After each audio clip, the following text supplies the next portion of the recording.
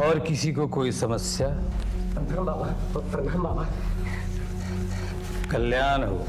बाबा हम एक दूसरे से बहुत प्यार करते हैं बाबा, हमारी शादी नहीं हो पा रही बाबा, कोई उपाय कर दीजिए बाबा। और आप? बाबा हमारी शादी को 5 साल हो गए हैं, लेकिन हमें बच्चा नहीं हो रहा है।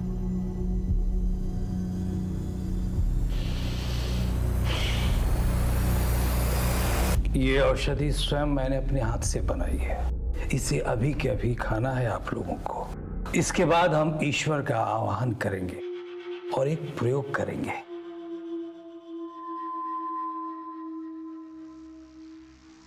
राजनाथ, इन सबको अंदर लेके आओ बेटा।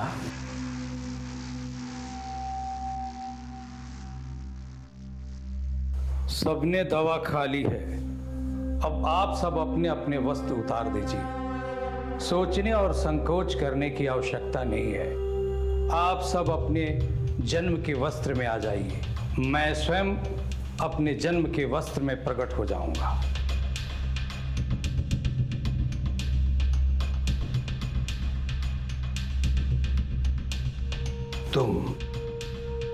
तुम हमारे साथ आओ। शर्माओ नहीं, आओ।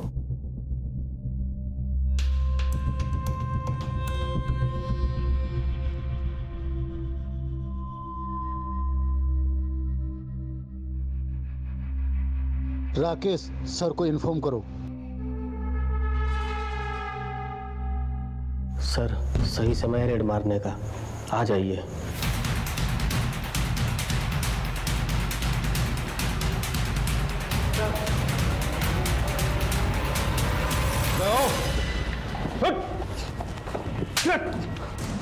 ड्रग्स खिलाकर लोगों के साथ सेक्स करके उनकी समस्या का समाधान करता है। ले चलो इसे भी। चल। हाँ, मैं ही पहले राधिका के साथ सोया।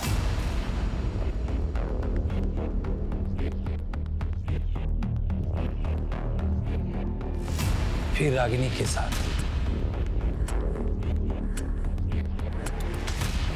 फिर शालिनी के साथ सोना चाहता था, लेकिन रागिनी को पसंद नहीं था। इसलिए मैंने इन दोनों बहनों को ड्रग पेडलर बना दिया।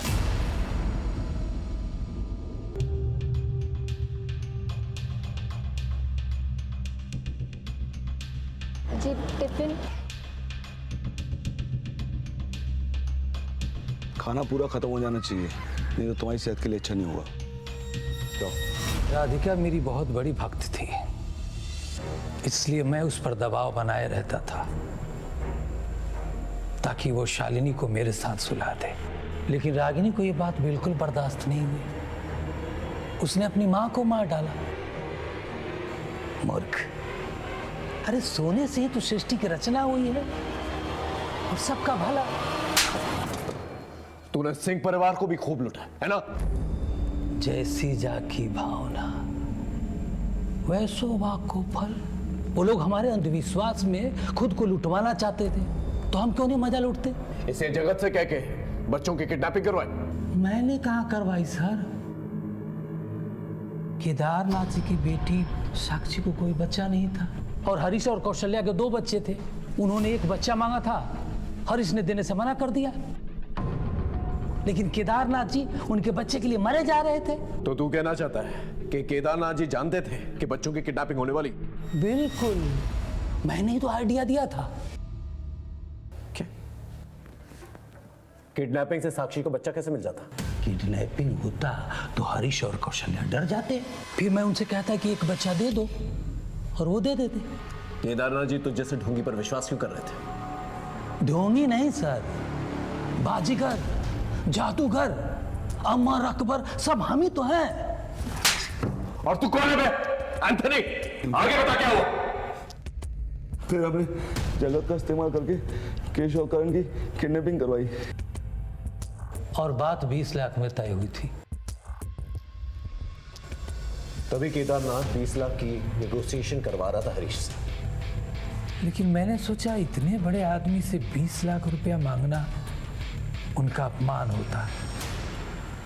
फिर मैंने राजनाथ से कहा फिरौती की रकम 2 करोड़ कर दो। और 2 करोड़ मांगने पर केदारनाथ मुझसे लड़ने चला आया। 30 लाख में बात हुई थी तुम्हारे पापा से, 2 करोड़ क्यों मांग रहे हो? Deal cancel. लाओ बच्चों को, कहाँ छुपा है? 2 करोड़ से 1 रुपया कम नहीं। 2 करोड़ चाहिए, दिलवाता हूँ पुलिस से। चाहिए तेरे बाबा को दिला। बच्चा कैसे? ये बच्चा तुम्हारा नहीं है। कमला ये क्या बोली हो तुम? बच्चा मेरा नहीं मतलब? धोखेबाज थी वो, इसलिए मैंने उसे मार दिया। अगर तू उसे सुन लेता तो तुझे पता चल जाता कि वो झूठ नहीं सच बोल रही थी। महेश उसका शारीरिक शोषण करता था। मैंने कमला को पाने की चाहत में बच्चों की किडनैपिंग की और कमला को ही मार दिया। क्या मतलब? कमला के साथ घर बसाने का सपना पूरा करने के लिए तुम्हें कृष और करण की किडनैपिंग करनी होगी। जब तूने कमला को मार ही दिया था तो बच्चों को क्यों मारा? बच्चों को तो छोड़ देता।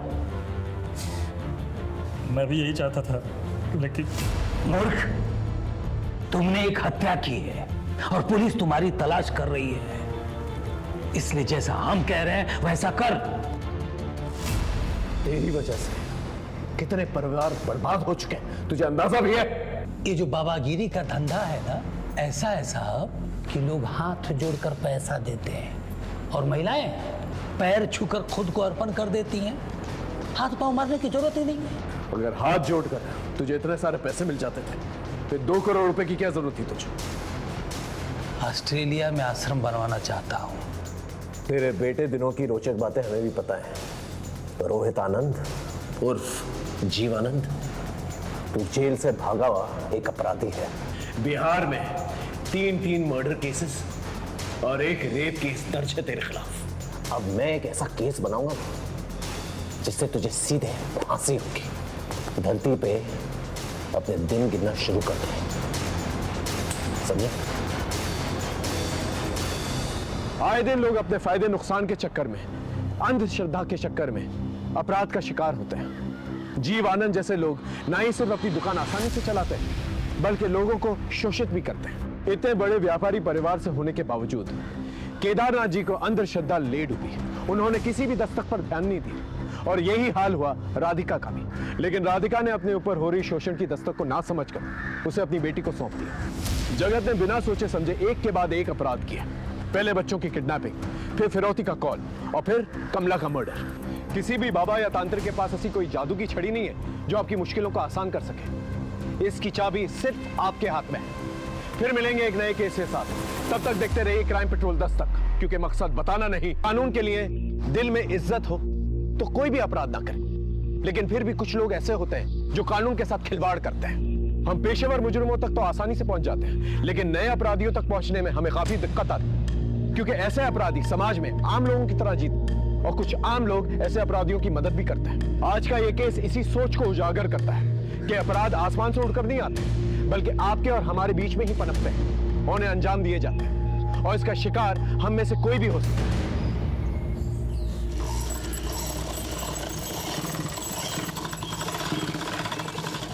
अरे लहरिया, ये देख, तेरी ड्रेस मैंने तैयार कर दी। अरे वाह दीदी, आपने बड़ी अच्छी सी ली है। अब तू जल्दी से स्कूल जा और शाम को आके मुझे बताना कि क्या पढ़ाई की।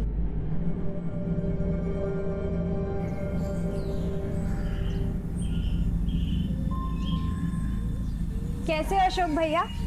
अरे आपकी शर्ट तैयार करके लाई हूँ। जरा पहन के बताइए। अभी पहन के दिखाता हूँ।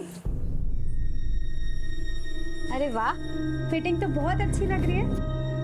तेरे हाथ में जादू है। अब से तुम मेरी परमानेंट टेलर हो और मेरे सारे कपड़े तुम ही सिलोगी। ए कमला, दे दिया ना कपड़ा, चल अब यहाँ से निकल। जब देखो तो चप्पड़ चप्पड़ मर्दों से मुंह लगी रहती है। तुम ये क्या बोल रही हो? वही जो तुम सुन रहे हो। सुन कमला, सीधी बात सीधे से बता। भाभी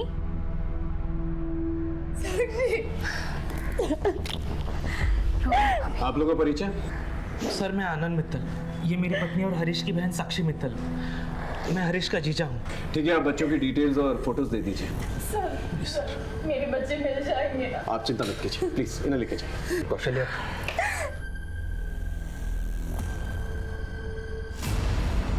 कृष और करण के स्कूल के पास जो भी सीसीटीवी कैमरा है उसके फुटेज चेक करो और पता करो कि ये किडनैपर्स किस गाड़ी में आए थे। सर, उस गाड़ी का नंबर क्या था, गाड़ी का मॉडल टाइप क्या था। एक बार गाड़ी मिल जाएगी ना तो बच्चे भी मिल जाएंगे। और इन गोयल्स के सर्कल के बारे में पता करो। देखो, इनका कोई दुश्मन तो नहीं है जो बच्चों की किडनैपिंग करवा सकता है। Right sir.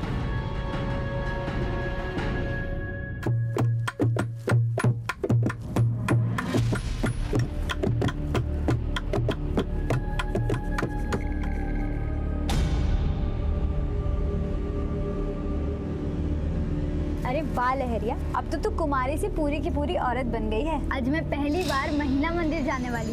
अब चलोगी ना मेरे साथ? हाँ क्यों नहीं। आज तो मेरा भी महावारी का पहला दिन है। तू जल्दी से जाके कुछ चादर और कपड़े ले ले और खाने के लिए आलू और दाल चावल भी ले लेना।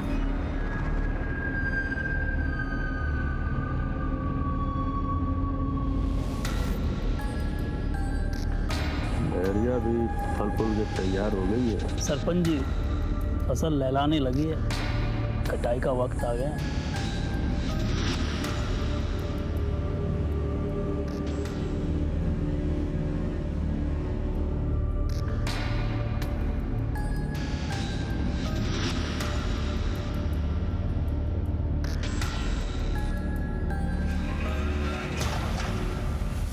अच्छा लहरिया, तो इस दीवार के ऊपर अपना नाम लिख दे और तारीख, और उसके नीचे ना 4 डंडे खींच देना। पर तू कैसे लिखेगी? तेरा तो पहली बार है ना। मैं कर देती हूँ। लेकिन ये किस लिए भाभी? ये निशानी रहेगा कि तू महिला मंदिर आई थी और गांव की परंपरा का पालन किया था।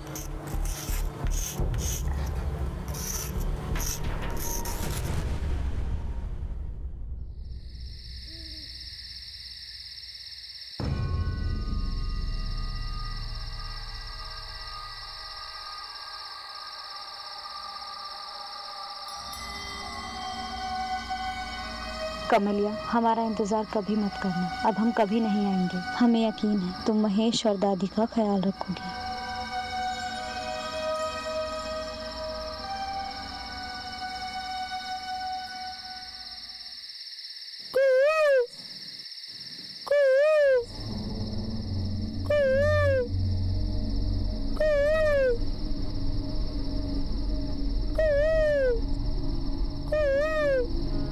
उनकी कोई मजबूरी हो। कमला का पति, आपका पोता कहाँ है? हरामखोर निकला। 2 साल पहले अपनी बीवी को यहाँ गांव में अकेली छोड़ दिल्ली चला गया है। 4 महीने पहले एक चिट्ठी आई थी। हाँ सर, ये सही कह रही है। हमें ये चिट्ठी मिली है महिला मंदिर से, कमला के सामान के साथ। सर, हमने दिल्ली पुलिस से कांटेक्ट किया है। चिट्ठी के एनवेलप पे जो एड्रेस था उसे ट्रेस कर रही है। ढूंढने से कोई फायदा नहीं साहब। लोग कहते हैं दिनेश ने शादी कर ली और वहाँ दिल्ली में घर बसा लिया है। अगर आपका पोता बाहर है तो कमला पेट से कैसे हो गई? पेट से? नहीं नहीं साहब, ये कैसे हो सकता है? उसका तो महीना आता था और वो महीना मंदिर जाती थी। 3 महीने का गर्भ था उसके पेट में, ऐसा डॉक्टर ने हमें बताया। आपको क्या लगता है कमला का किसी और आदमी से संबंध हो सकता था? नहीं साहब, हमें कुछ नहीं पता। घर में कोई और मर्द? एक छोटा पोता है महेश, एक कमला आई थी जो कपड़े सी कर घर को संभाल रही थी। उसके बगैर हम कैसे जिएंगे? ये मैं क्या सुन रहा हूँ सर? ये बहुत गलत हुआ है। जिन लोगों ने भी करण और कृष का अपहरण करवाया है ना, भगवान उन्हें कभी माफ नहीं करेगा। सर, कमला के देवर महेश का कुछ पता नहीं चल रहा है। मैंने अपने एक इन्फॉर्मर को काम पर लगा दिया है। और कोई लीड? सर, मैना शंकर नाम की एक औरत के बारे में पता चला है जिसने गांव में कुछ महीनों पहले महिला मंदिर प्रथा के खिलाफ जोर शोर से आवाज उठाई थी। अच्छा। सर, मुझे लगता है कि कमला की मौत का महिला मंदिर और उसके प्रथा से कुछ ना कुछ लेना देना जरूर है, इसलिए इस औरत को मैंने पुलिस स्टेशन बुलाया है। सर, गांव का सरपंच महाधूर्त, ढोंगी और चालबाज है।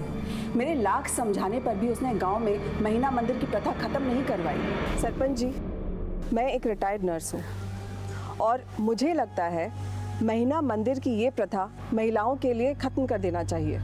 इसी में इनकी भलाई है। आप नर्स हैं, इसीलिए आपको बोलने दे रहा हूँ और आपकी बात सुन भी रहा हूँ। हमारे गांव के रीति रिवाजों को छेड़ने की कोशिश मत कीजिए। क्या मैं ये नहीं जानती कि आप ये प्रथा क्यों नहीं बंद करवाना चाहते हैं? आप नर्स महोदया, आगे कुछ भी सोच समझ के बोलना। नर्स हो इसीलिए कह रहा हूँ, हम गांव के सरपंच हैं और सरपंच की इज्जत पे कीचड़ उछालने का अंजाम क्या होता है शायद तुम्हें पता नहीं है। सर, मैं अच्छी तरह जानती हूँ वो ये प्रथा खत्म क्यों नहीं करवाना चाहता है। उसकी नज़र गांव की महिलाओं पर है, वह उनका शोषण करता है। और तो और सर, बीते साल एक लड़की ने तंग आकर आत्महत्या भी कर ली। मैंने खुद उसे कई बार महीना मंदिर के बाहर आते हुए देखा है।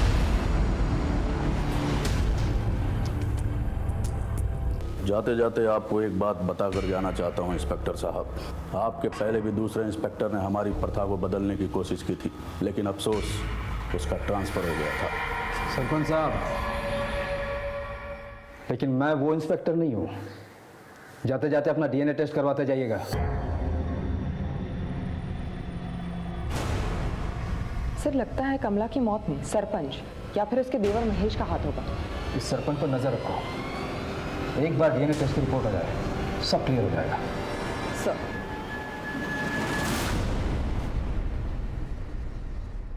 हाँ सलीम, क्रिश और करण केस में वो खबर? साहब, ये जो हरीश गोयल है उसने बाजार से 90 करोड़ उठाए थे और लेनदार को काफ़ी दिनों से आजकल कर रहा था और लेनदारों ने पैसा वसूलने का कॉन्ट्रैक्ट करीम लाला को दिया है और हाल फिलहाल में हरीश गोयल को करीम लाला के साथ देखा भी गया था। साहब, आपसे कुछ भी तो छुपा नहीं है। आपको तो पता है हमारा लोन रिकवरी का धंधा है। तो इसका मतलब ये तो नहीं कि हरीश ने तुम्हें पैसे नहीं दिए तो तुमने उसके बच्चों को उठवा लिया ताकि वो डर के तुम्हें पैसे दे दे? साहब, हम बच्चे लोग को छूते तक नहीं। सर, हाँ, क्रिश और करण के स्कूल के आसपास के जितने भी सीसीटीवी कैमरास थे मैंने सभी चेक किए। किडनैपर ने बड़ी चालाकी से गाड़ी पे फेक नंबर प्लेट इस्तेमाल किया है। उस गाड़ी के बारे में पता चला जिसमें बच्चों की किडनैपिंग। सर, लगता है गाड़ी कहीं बाहर से चोरी की हुई है, क्योंकि इस एरिया में उस मॉडल के जितने भी गाड़ियों के ओनर्स हैं सभी बड़े सीधे साधे लोग हैं और वारदात के समय सभी की गाड़ियाँ उनके घरों पर थी। वैसे तुम्हारी इन्वेस्टिगेशन में तुम्हें किसी पे शक? सर, हरीश गोयल का business rival Govind Gupta, recovery agent Karim Lala, Harish का साला रंजीत महेश्वरी और बच्चों का ट्यूशन टीचर लक्ष्मीकांत शर्मा, इन सभी के नाम सामने आए हैं। लेकिन अभी तक किसी के खिलाफ कोई सॉलिड एविडेंस नहीं है। इनके कॉल रिकॉर्ड्स और लोकेशन रिकॉर्ड्स ट्रेस किए। सर, मैंने चारों के कॉल रिकॉर्ड्स निकलवाने के लिए कह दिए और एक एक कांस्टेबल सब पे नजर रखे हुए। वैसे तो इतने बड़े घर के बच्चों की किडनैपिंग फिरौती की नहीं की जाती है। सलाम था।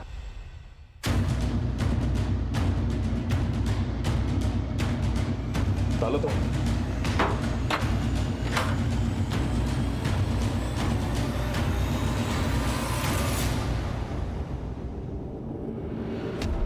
राधिका, राधिका, राधिका, राधिका, देखिए, संभालिए अपना, संभालिए। ये कौन लगती है आप? सब ये मेरी बेबी है। घर में और कौन कौन रहता है? मेरी दो बेटियां रागिनी और चांदनी रहती हैं। अंदर चेक कर, देखो कोई है कि नहीं। राधिका,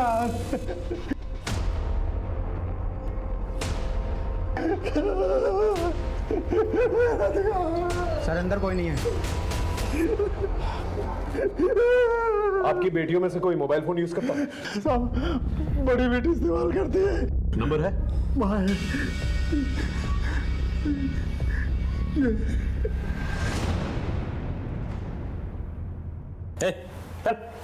हट, अरे हट, बाप को हेलो बोल। बोल। क्रिश, बेटा क्रिश, क्रिश, क्रिश, कैसा है तू? और करण, करण कहाँ है बेटा? पापा, करण भी यही है, तू टेंशन मत ले। और मेरी बात ध्यान से सुन, अपने बच्चों की सलामती चाहता है ना तो 2 करोड़ रुपए लेके कल रात 1 बजे वेदपुरा गांव आ जाना। और हाँ, एक बात और, पुलिस को बताने की हिम्मत मत जुटाना, नहीं तो तेरे ये दोनों हीरे मोती खो दोगे। चल चल। Hello, hello, hello. हरीश, क्या हुआ? कहाँ है मेरे बच्चे? किडनैपर्स का फोन था, 2 करोड़ रुपए मांग रहे। मुझे लगता है हमें पुलिस को बता देना चाहिए। नहीं नहीं नहीं, पुलिस को कुछ मत बताओ, वो मेरे बच्चों को मार देगा। उन्हें जितने भी पैसे चाहिए दे देना, मेरे बच्चों को वापस लेके आ। सर, करण और कृष का कुछ पता चला? नहीं। क्या?